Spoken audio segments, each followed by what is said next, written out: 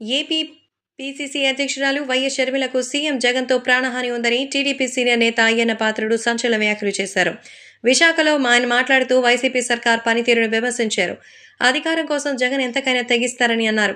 ఆయనకు తల్లి, చెల్లి, బాబాయ్ అనే తేడా లేదని అయ్యన్న కీలక వ్యాఖ్యలు చేశారు. ఈ విషయంలో షర్మిలని అడ్డు తొలగించినా ఆశ్చర్యపోనక్కర్లేదని అయ్యన్న పాత్రుడు ఆరోపించారు. మొత్తానికి పార్టీతో జతకట్టి ప్రతి ఒక్కరితో విభేదాలు పెంచుకుంటూ వెళ్తోంది. రాజకీయం మొదలుపెట్టినటువంటి వైసీపీ ఖచ్చితంగా ఇందులో మరి షర్మిలని కూడా భాగస్వామ్యంగా చేర్చుకుంటుందని, షర్మిలని మాత్రం ఎలా వదిలిపెడుతుందంటూ చెప్తున్నారు. ఈ నేపథ్యంలో నిజంగానే ఆమెకు ప్రాణహాని ఉందంటూ సంచలన వ్యాఖ్యలు చేశారు.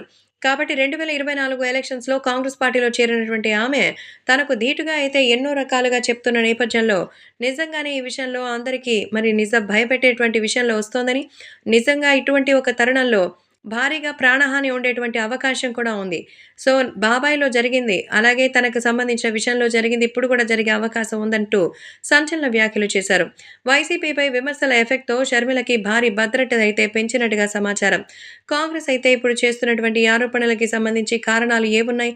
నిజంగానే ఇప్పుడు జగన్మోహన్ రెడ్డి షర్మిలకు ప్రాణహాని కలిగించేంతగా దిగజారిపోతారా? అయితే తెలంగాణలో పరువు పోయింది. ఇప్పుడు ఏపీలో కూడా అదే పనని షర్మిలపై కొడాలి నాని అయితే వరుసగా అయితే దాడికి దిగుతున్నారు. ఇప్పుడు రోజా, అలాగే ఇంకా మన కొడాలి నాని సైతం ఆమెకు ఈ విధంగా టార్గెట్ చేస్తుండడంతో ఆమెకు నిజంగానే ప్రాణహాని ఉందా?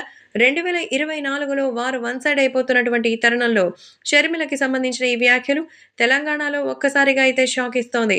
ముఖ్యంగా ఏపీలో కూడా ఆమె రాబోతున్న రోజుల్లో తెలంగాణకి సంబంధించినటువంటి విషయాన్ని గుర్తు చేస్తూ ఆమెను పరువు తీస్తుండగా, ఇప్పుడు ఏకంగా ఆమెకు ప్రాణహాని ఉందని తెలుగుదేశం వాళ్ళు చెప్పడం మరింత షాకింగ్‌గా అనిపిస్తోంది. నా ప్రాణాలు పోయినా పర్వాలేదని అనుకున్నది సాధిస్తానంటోంది షర్మిల.